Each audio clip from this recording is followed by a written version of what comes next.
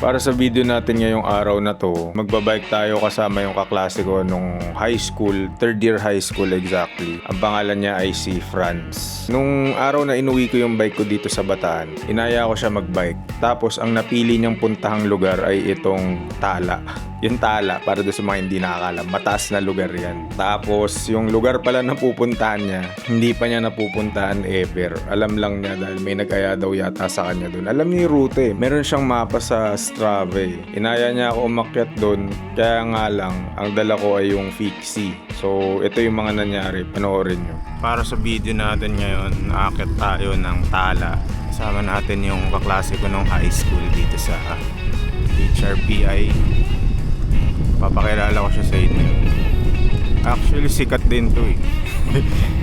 Ito yung favorite ko dito sa Bataan. Yung walang traffic, walang mga stoplight, tapos dire-diretso lang yung kalsada. Maganda din yung view habang nagbabike gaya netong mga palayan. Diba, green na green. Lalo na pag yung kakatanim pa lang tapos tumubo siya after ilang months pa lang. Dito kami nag-meet yan sa kanto ng Tala. Hindi ko na na-videoan. Tignan nyo na lang tong picture ng pangit kong bike. Yan na, kasama natin si Franz. Iiwan ako niyan mamaya. Legal na ako eh. Sakit na ng likod ko. Kung gusto mo magmadali baka nababaganan ka sa akin, masakit na yung likod ko eh. Hindi ako magmadali. Itong area na to ay papunta ng Tala. Dito yan sa may Orani, isang bayan sa Bataan. Paon yung kalsada dito, walang recovery. As in, dire-diretso lang na paakyat. Pero hindi naman ganun katindi yung gradient ng mga kalsada. Tapos itong pangit na bike yung dala ko. For context, do sa mga hindi nakakaalam kung ano tong pangit na bike, isa siyang fixed gear na bike. Yun yung mga bike na iisa lang yung gear sa likod tapos naka-fixed siya doon sa gulong or doon sa hub. Kapag tumigil ka magpedal, doon lang titigil yung bike. Basta yun na yun, mahirap paliwanag, masakit sa ulo, masakit rin sa katawan. Ewan ko ba kung bakit ako may ganyang bike, di naman masaya. Mamatay na ako.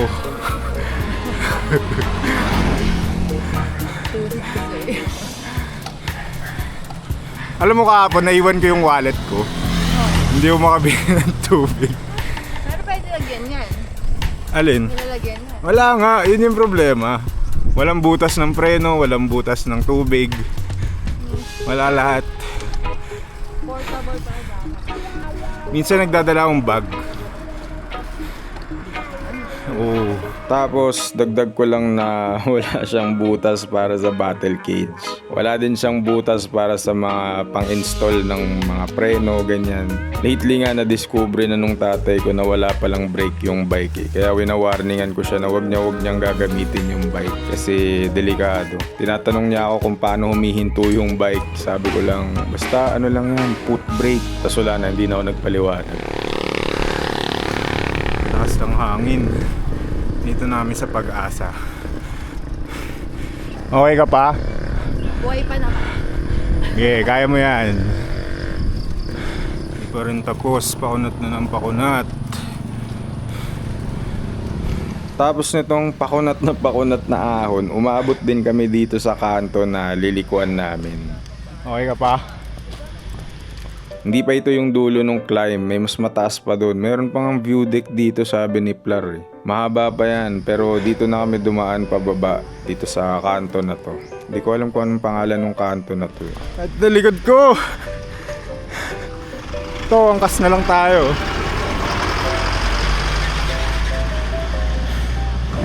Ay, may mas malaki dyan. Yung soft drinks na mas malaki ba dyan? Ay, wala palang signal dito. Pautang ako, may pera. Magkano yung soft drinks? Ayan, 20 francs meron. Hindi cash kita pagbaba. Wala rin. Sige po, i-gcash nyo na lang kahit ano. Pagkababa, ano po ba number nyo? Salamat ate. Sige po, ano number? 0995. May utang tayo. Ano, mulan. Tarik ba to? Rolling naman. Pakita mo nga yung mapa natin. Si-screenshot ko na lang. Hindi pa raw niya napupuntahan to. Budol pala to eh. May kasama ko kaya dito tayo. Sinama mo naka-pixie pa eh, no? Pag sumemplang ako, tawagan mo na lang yung kapatid ko. Uwi rin ako Manila dapat mamaya eh. Mamaya na rin?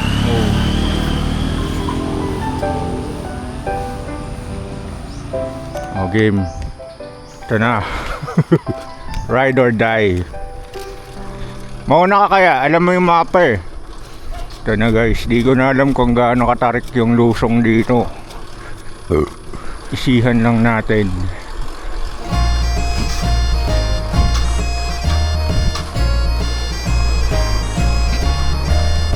Itong dinadaanan namin ay papunta na ng Sibul. Parang barangay ata yun dito sa pagitan ng Orani at Hermose. Never pa ako nakapunta dito kaya alalay lang sa pedal. Kahit etong si Franz na nag-aya sa atin dito, hindi pa pala siya nakakababa dito sa area na to. Kaya naman, for now kaya. Huwag lang pumutok yung gulong. Wala, pipigilan mo lang.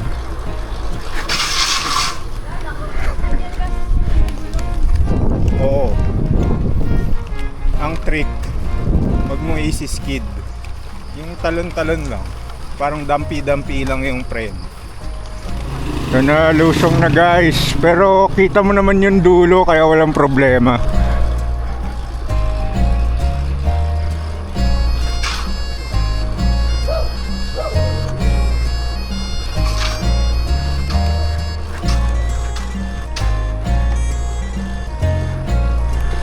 Ang kabayo.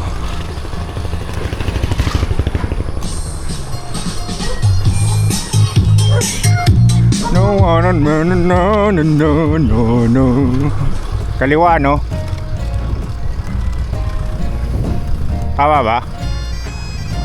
Nililigaw na tayo ni Franz. Huwag lang uulan. May kabayo.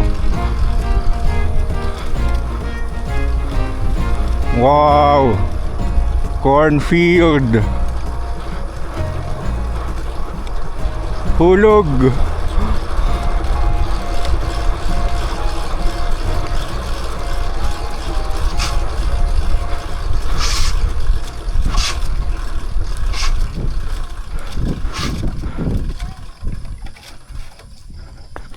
Baka mali tayo. Baka doon dapat. Balik tayo. Pang MTV na to eh.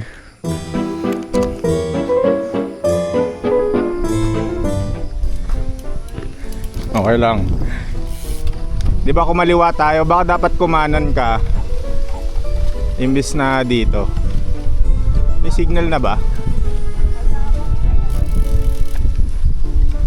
Yan na, nililigaw na po tayo ni Franz. Yung binaba kanina aahunin ulit namin. Hindi, kanina di ba may kanan? Feeling ko doon. Wala na ibang daan eh. Yan o, di ba dito tayo galing kanina? Yan ba yun? Wrong turn kami. Pabalik kami kaunti. Kaunti lang. Buti hindi tayo nakalayo. Ito. Feeling ko basta pababa yung kalsada. Labas din natin ito highway. Kapit lang, kapit.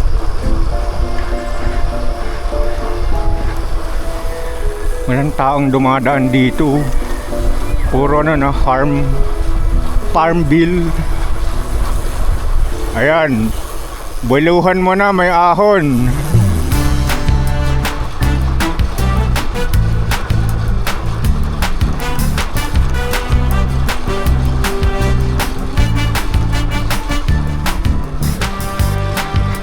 Tarik pala nun. Katakot. Teka. Baka mahulog tayo dito. Easy lang, easy.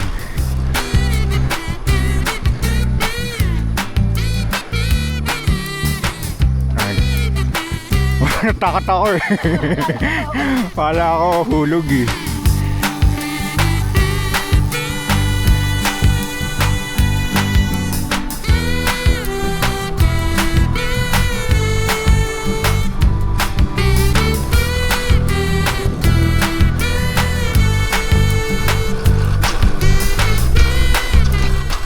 matarik.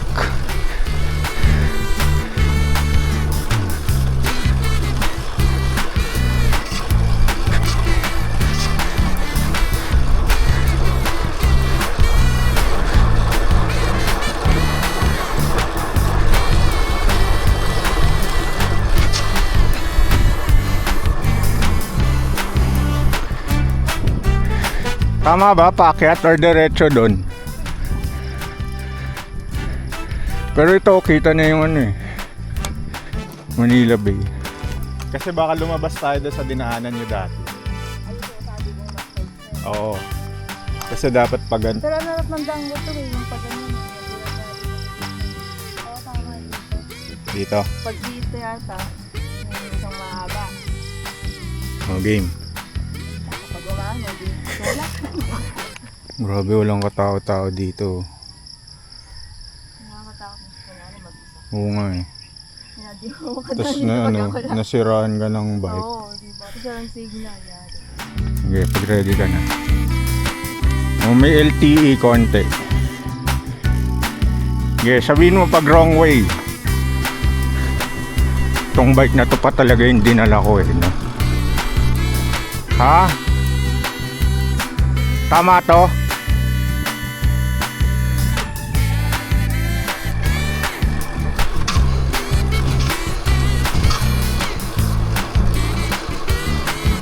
Mhm.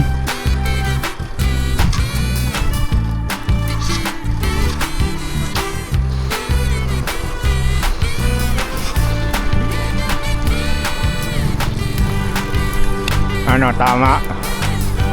Nasaan na ba to? Parang lugar na to sa ano Full Metal Jacket. Yung area na to puro puno at halaman na lang talaga. Tapos wala ring tao, wala ring signal, lahat wala, puro puno lang talaga at saka ano, mga kuliglig. Dito tayo dinala ni Franz. Confident daw siya pumunta dito kasi kahit papano meron siyang kasama. Ayun oh, parang Tropic Thunder yung lugar. Mahirap masiraan ng bike dito. Ayan na, dumarami na yung sasakyan. Wow, ganda. Ano ne? Diretso. Gilang.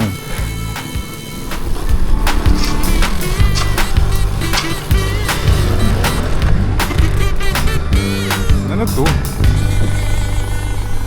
Thailand. After mga ilang metro, dumami rin yung mga tricycle, nagkaroon na rin ng mga bahay-bahay. Papasok na ata kasi ito nung Sibul. Medyo pumapangit na din yung kalsada, ayan oh, puro lubak. Feeling ko kanan na dito. No. Umambon na.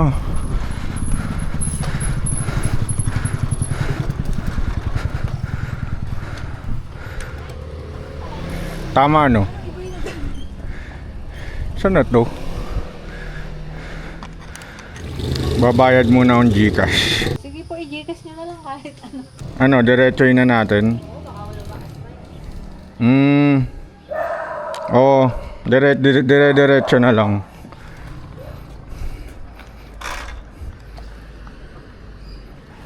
Pero dun yung labas, di ba, sa ano na, ang pangalan nun? Yung pa Hermosa. Ito na, mas Delix na, umaambon na eh. Tsaka may mga sasakyan na dito.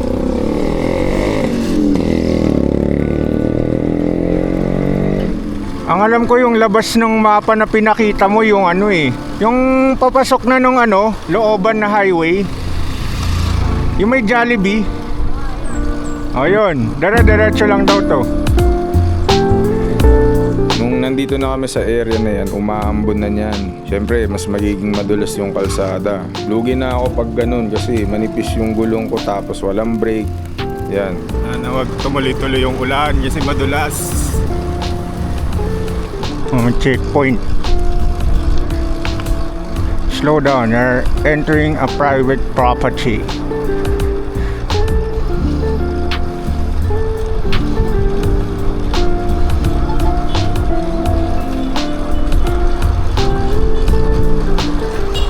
Kabayo.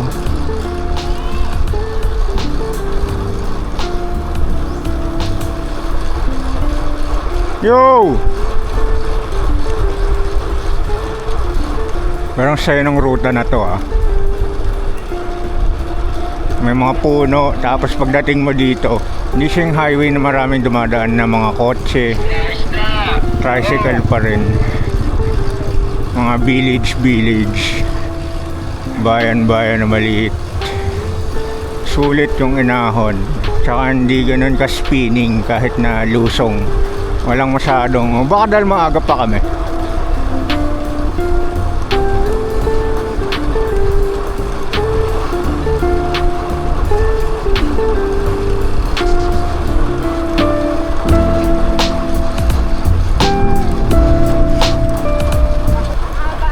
Oo nga eh. May windmill oh. Basta tayo'y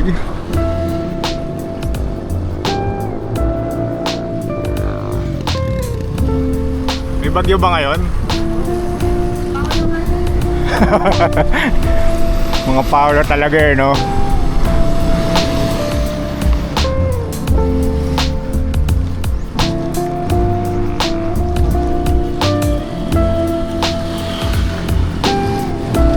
Hop, malubak ka. Highway na ba to? Tapos nung mahabang lusong, nandito na kami sa highway. Ito yung highway na pwede mo i-bypass lahat ng bayan ng Bataan kapag dito kayo dadaan. Magulo na dito, tapos maraming truck, tapos may areas na sira-sira yung kalsada, tapos pag umulan, ayan, maputik. Pag ganun no, doon tayo papasok. Pa-highway na tayo. Dito tayo tumawid. Yan na, sa baba na kami. Ang gulo-gulo na dito ah. Or pag dito, anong lusot nito? Feeling ko ganun din eh, kasi babypass mo rin to eh. Gusto mo dumaan dito? Hindi ko rin alam yun eh. O, diretso na lang.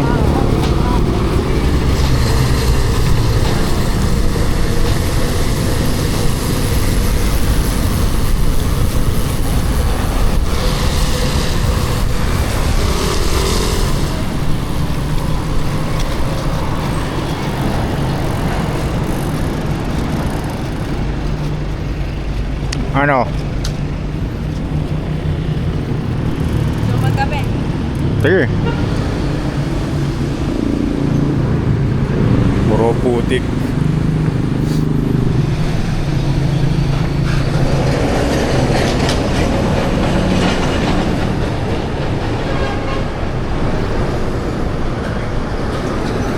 Grabe, carbon.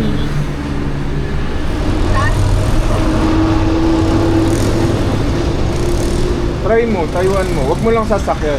Yan, nabubudol na natin si Franz mag-pixie. Uwian na, tapos na kami mag-juice. Hindi kami nagkape kasi maasim sa tiyan. Uwi na kami. Dito kami ngayon sa Hermosa. Papasok ng Orani. Looban na, hindi na highway. At tumigil na rin yung ulan, kaya pass na tayo makakauwi. Dalihan mo bago umulan. Uwi pa ako mamaya. Dadalhin ko rin to eh, kaya babaklasin ko din eh. Kapag umuwi ako sa bahay dito sa Bataan, ito yung ruta na dinadaanan ng bus. Yung looban na highway.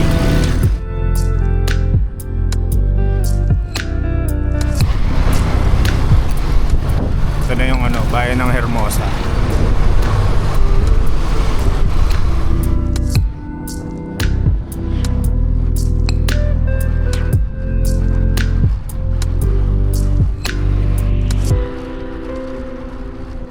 Andun kami kanina, yung bundok na yan, yung may part na umuulan. Diyan kami galing. Pinapaubos ko na lang to eh. Ito yung sticker ko. Ganyan na yan. Okay lang. Sige. Ingat ah. Next time ulit. Mag-aayos tapos babounce na rin. Ano? Next time na lang ulit. Sige, thank you ah. Pagka nandito ako ng weekend ulit. I-ride tayo. So, mahirap na. Yeah. Yeah. Salamat. I-follow nyo siya sa kanyang TikTok account. Alam ko meron din siyang Facebook. Nag-upload din siya ng mga cycling content. Ayan, hanapin nyo na lang yung handle na yan. Okay. Oras na para umuwi. Mamaya rin, pahinga lang konti. Uwi na rin ako Manila. Sasakay natin tong pangit na bike sa bus.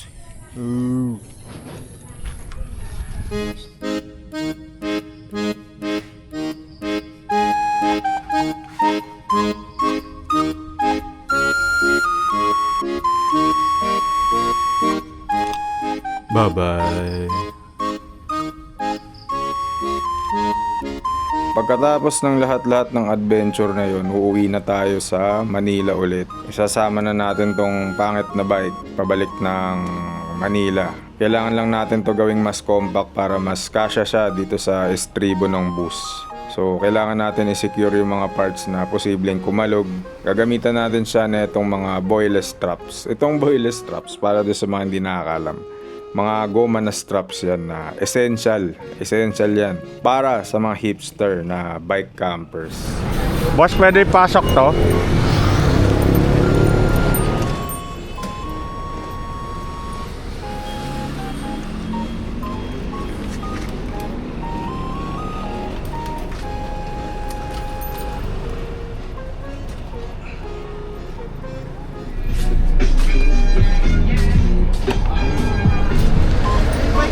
Oo.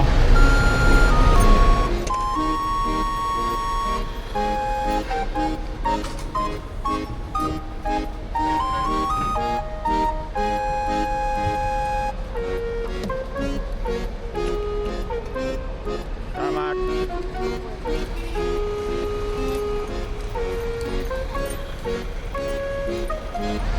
Init dito. Bataan makulimlim eh.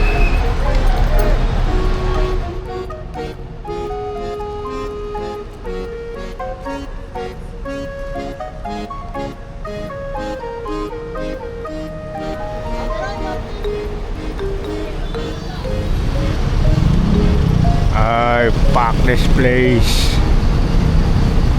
And finally, nandito na ulit tayo sa motherfucking place to be, ang Cubao Gateway to Hell. Mausok dito, maingay, magulo, maraming gap, malayong-malayo sa itsura ng probinsya. Someday, kapag may pera na ako o kaya kapag napuno na talaga ako, iiwan ko din tong lugar na to.